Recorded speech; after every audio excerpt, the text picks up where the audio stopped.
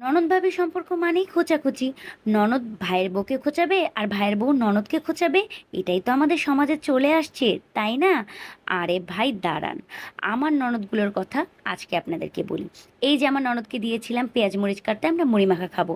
সেদিন আমরা রাতে সবাই একসাথে থেকেছিলাম, তা রাতের বেলা থাকলে তো ক্ষুধা লাগবেই। আমার ননদকে দিয়েছিলাম পেঁয়াজ কাটতে। এটা তো একটা ইতিহাস। যাই হোক, যেটা বলছিলাম আমার ননদদের কথা। ভাই, ওরা আমার ননদ কম, আমার বোন বেশি। জানি না আমার বোন থাকলে আমাকে কতটুকু ভালোবাসতো, বাট তার চাইতেও বেশি ওরা আমাকে ভালোবাসে। আলহামদুলিল্লাহ, সবাই মাশাল্লাহ বলতে ভুলবেন না। এই যে আমি মুড়ি মাখা করছিলাম, কারণ আমার হাতের মুড়ি মাখাটা ওরা অনেক বেশি পছন্দ করে। আপনাদের সাথে কথা বলতে বলতে কিন্তু মুড়ি আমি মেখেই ফেলেছি। যাই হোক, এই যে দিলাম চানাচুর। ঠিক এইভাবেই ভরে ভরে ওরা আমাকে ভালোবাসা দেয়। আর কিছু মানুষের চুলকানি আমি কেন ফেসবুকে এসে আমার সংসারের নামে বলি।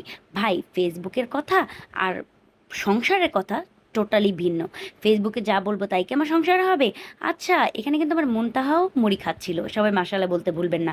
ভূতের মুভি দেখতে দেখতে জানলার দিকে তাকিয়ে একটু ভয় পাচ্ছিলাম, তাই ননদকে বললাম একটু চা বানিয়ে আনো। চা খেতে খেতে এই ভূতের মুভি দেখতে দেখতে আজকের রাতটা আমরা পার করে ফেললাম। আজকের জন্য আল্লাহ হাফেজ।